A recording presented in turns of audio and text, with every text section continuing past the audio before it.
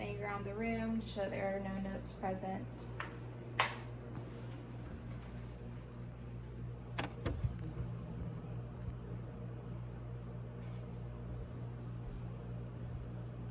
Hey, my name is Eric and I'll be the nurse practitioner. I'm going to do a musculoskeletal exam consisting of some range of motion to assess your joints, muscles, and bone structures. Is that okay with you? Yes.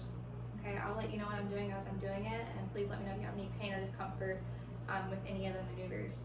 Can you tell me your name? Colin Nethercutt. Okay, so I'm going to start with I'm going to place your elbows on the hard surface, and I'm going to have you flex your wrist. Okay, and I would have him hold that for a full minute and see if there's any pain or tingling in his thumb, index finger, or middle finger, which would indicate a positive sign for this test. The next test is the Tunnel's test. I'm gonna tap on his wrist and see if there's any pain or tingling, and then I'm gonna go down his index finger all the way up to his elbow. And again, a positive sign for this would be pain or tingling in his index finger, middle finger, or his thumb. So now I'm going to move on to your elbow. I'm assessing for deformity, redness, and swelling, and I'm identifying the landmarks. So here's his olecranon process, which is the tip of his elbow, and the overlying bursa, which is the skin that allows the elbow to flex. And I don't feel any fluid in that area. And then I'm going to feel for the lateral epicondyle on the outside of his inner arm, and the medial epicondyle on the inner side of his inner arm, or the medial side. So now I'm going to have you do some range of motion. Have you flex your elbow and extend it. Okay, and then do supination and pronation. All right, great. I'm going to move on to his shoulder. I'm going to palpate his scapula from the inside all the way out to his acromion process, and then which is the tip of his shoulder out here. And then I'm going to feel for the AC joint and that inner groove right medial to the acromion process. Okay, so now we're going to do some range of motion of your shoulder. And I'm also inspecting for deformity, redness, or swelling, and don't see any. So we're going to flex the shoulder up, and then we're going to extend it back. Okay, and then we're going to do adduction out, abduction across your body, and then we're going to do some internal and external rotation. So I'm going to have you scratch your neck, then go under and see if you can touch your opposite scapula. Okay, great. Any pain with that range of motion? No. All right, so I'm going to move on to his back and have you stand up right here, and come over here a little bit. So I'm looking at his back again for looking at the curvature. I see the normal S curvature. The spine looks straight. I don't see any deformity, redness, or swelling. So I'm gonna identify C7, which is this most prominent vertebrae up here. And I'm gonna walk down each vertebrae, just making sure that there's no give with any of them, that they're in a straight line. At this point, I would also palpate the paravertebral muscles on the right and left side. So I'm going to have you bend over and hook your toes. This is forward flexion, and I'm assessing the curvature of the spine again, making sure the scapula are even and his spine does look straight. And have you come back and bend backwards for extension. Okay, great. And now here's some rotation from side to side. All right. And then we'll do some lateral flexion. So bend to this side, and then bend to this side. Okay, great. All right, if you wanna, we're gonna do one test real quick. So I'm gonna have you walk on your toes to that chair over there, and then walk on your heels back. All right, great. If you wanna sit down, you can. Okay. And the positive test for that would be if he wasn't able to do so, or if he had weakness while doing so. So now we're gonna have you dorsiflex your ankles against resistance, okay? And he's able to do that without any weakness. And then I'm gonna have you flex your big toes against resistance, and then extend them against resistance. Okay, great. And again, the positive test for that would be inability to do so or weakness with doing so. So we're going to do the straight leg test.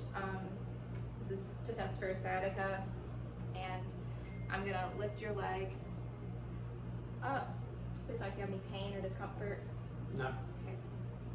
I'm going to lift this one. Any pain or discomfort with that? No. Okay. And if he had pain radiating down the back of his leg while doing that, especially before a 45-degree angle, I would be worried about sciatica again. All right, so moving on to the hips. I'm assessing the skin I can see, and I don't see any deformity, redness, or swelling. We're just going to do some range of motion of your hip. So I'm going to have you bring your leg straight up for flexion, okay, and then I'm going to have you turn on your side and This up. either way. And then bring your leg back for extension. Okay, great. And now you can turn back over. So we're going to go out for adduction and then across your body for abduction. Or no, straight across for abduction. Oh. All right. And then we're going to do some internal and external rotation. So I'm going to have you bring your leg up like this and then bring it out like this. Okay, great. Any pain or discomfort with those movements? No. All right, so I'm going to move on and assess the knee. I'm going to palpate the patella. And I'm looking at his skin again. I don't see any deformity, redness, or swelling. I'm also going to palpate this groove beneath the patella, which is the patellar tendon, and the little bone that sticks out his tibial tuberosity. I'm then going to palpate this area between the two condyles, which is the lateral joint lines, and then the area on this side, which is the medial joint lines.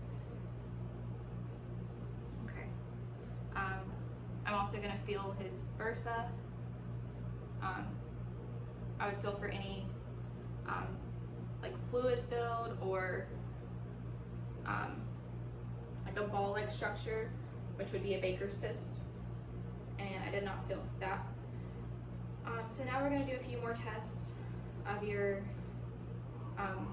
knees and your joints and ligaments. So I'm going to push down on his patella, and this is the ballottement test, and I don't see any fluid or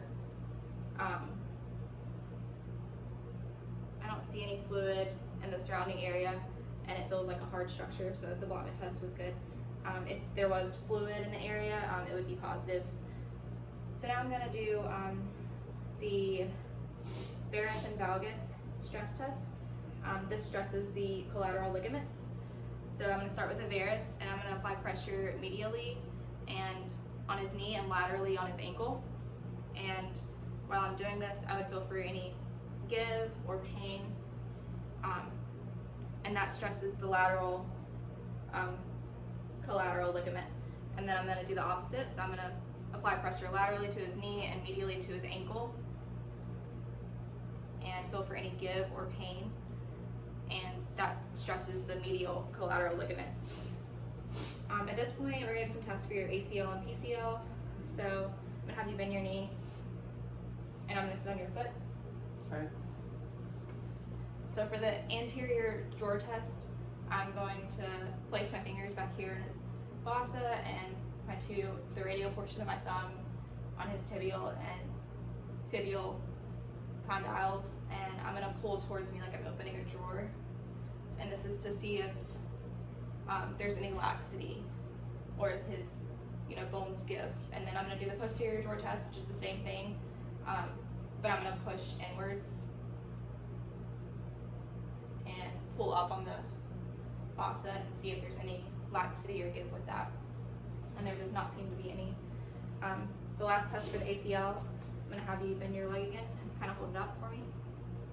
I'm going to put pressure on both sides of his knee and see if there's any laxity with that, and it doesn't seem to be so. All right, the last test we're going to do is for meniscus injury. So I'm going to hold his knee up and apply lateral pressure while holding his ankle. And so I'm just gonna like loosen it up a little bit, and I'm gonna apply lateral pressure as I go out and extend his leg. Okay, and I'm gonna do it one more time. So I'm gonna apply that lateral pressure and go out and extend his leg. And with that, there would be some laxity or maybe clunking or quacking if the meniscus was injured. Do you have any questions for me? No, Okay, thank you for your time. thank you.